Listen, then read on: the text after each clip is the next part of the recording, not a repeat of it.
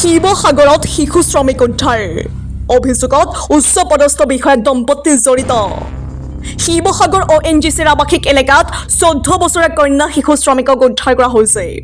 এই ঘটনাই অঞ্চলজুৰি তীব্ৰ প্ৰতিক্ৰিয়া জন্মাইছে।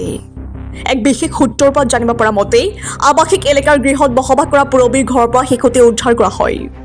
পুৰবীৰ স্বামী দীপক ONGCৰ এজন বিষয়া বুলি নিশ্চিত কৰা হৈছে। দম্পতিয়ে বহু বছৰৰ পৰা শিশুটিক ঘৰুৱা কামত ব্যৱহাৰ কৰি অহাৰ অভিযোগ উত্থাপন হৈছিল। অভিযানকাৰী দল দণ্ডাধীশ শ্ৰম বিভাগ আৰু শিশু সুৰক্ষা বিভাগৰ বিষয়াসহ উপস্থিত থাকোঁতে শিশুটি উদ্ধাৰৰ চেষ্টা আৰম্ভ হয়। কিন্তু কিশোৰীগৰাকীক প্ৰতিবেশীৰ প্ৰস্তাৱগাৰৰ ভিতৰত লুকুৱাই ৰখাৰ চেষ্টা কৰিছিল। বহু প্ৰচেষ্টাৰ অন্তত উদ্ধাৰকাৰী দলটোৱে কিশোৰীগৰাকীক উদ্ধাৰ কৰিবলৈ সক্ষম হয়। উদ্ধাৰৰ সময়ত শিশু কল্যাণ বিভাগৰ অজন্তা কাকতি, CHLৰ ডেইজি কামিং বৰুৱা, নৱ টাই আৰু সহকাৰী শ্ৰম আয়ুক্তৰ কাৰ্যালয়ৰ কৰ্মচাৰীসকল সক্ৰিয়ভাৱে জড়িত হৈ আছিল। অভিযোগ অনুসৰি পুৰবীৰ ঘৰত শ্ৰমিক হিচাপে ৰাখি থকাৰ উপৰিও নিৰ্যাতনো কৰাৰ অভিযোগ উত্থাপিত হৈছিল। লগতে পুৰবী বৰুৱাই নিজে এটা ব্যক্তিগত শিক্ষা প্ৰতিষ্ঠান চলাই থকাৰ কথাও সংবাদ মাধ্যমৰ আগত উন্মোচিত হৈছে। ইতিমধ্যে শিশু কল্যাণ বিভাগে পুৰবী আৰু দীপকৰ বিৰুদ্ধে আইনী পদক্ষেপ লোৱাৰ বাবে গোচৰ ৰুজু কৰিবলৈ প্ৰস্তুতি লৈছে। এই ঘটনাই শিশু সুৰক্ষা, শিক্ষা আৰু সচেতনতা সম্পৰ্কে নতুনকৈ প্ৰশ্ন উত্থাপন কৰিছে। News desk report, digital Assam live. এটা পোৱা গৈছিলে যে ONGC কলনীত এগৰাকী শিশু শ্ৰমিক নিয়োগ কৰা হৈছে এঘৰ মানুহৰ পৰা। সেই খবৰ পাই আমি লগালগ গ'লোঁ। CWC আছে মোৰ লগত, DCPO অফিচাৰ আছে, তাৰপিছত আমাৰ লেবাৰ ডিপাৰ্টমেণ্ট আৰু পুলিচ আৰু লগত মেজিষ্ট্ৰেট গৈছিলে। আমি গোটেইখিনি একেলগে গৈ পুৰবী বৰুৱা বুলি এঘৰ কোৱাৰ্টাৰ নম্বৰ B149 ONGC কলনীৰ ভিতৰত তেওঁৰ ঘৰত আমি প্ৰথমতে ছোৱালীজনী লুকুৱাই দিলে। বহুত হেৰি কৰাৰ পিছতো তেওঁ বিভিন্ন ধৰণৰ কথা কৈ ছোৱালীক আমাক মিছলিড কৰিব চেষ্টা কৰিছিলে।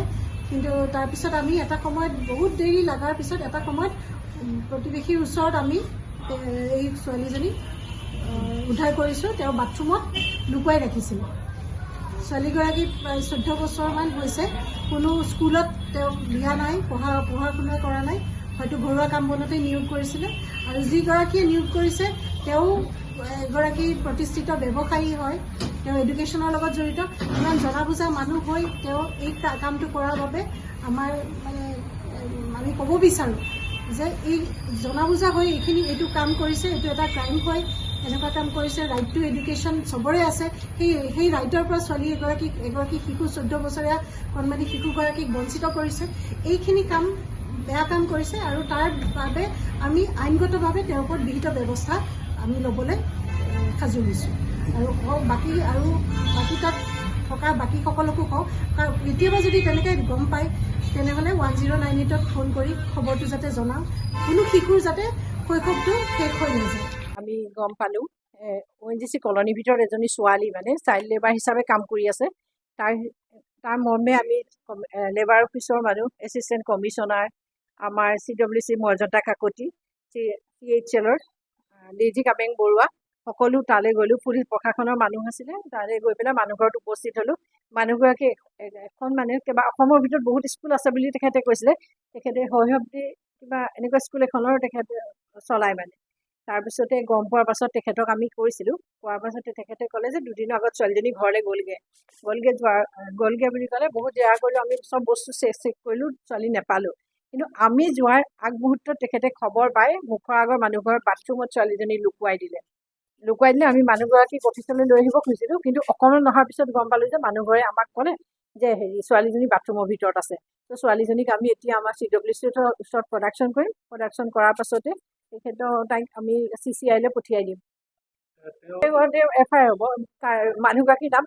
মানুহগৰাকীৰ নামটো আছিলে পুৰবী বৰুৱা আৰু মানুহজনৰ নাম আছিলে দীপক দেউৰী। হয়, দীপক দেউৰী ONGC এমপ্লয়ী হয়। তেখেতলোকৰ ওপৰত FIR হ'ব। তেখেতলোকৰ FIR হ'লে আগৰডোখৰ তেখেতলোকৰ কেছ চলিব, হ'ব। তেখেতলোকক আমি কাইলৈ আমাৰ ইয়ালৈ মাতিছোঁ।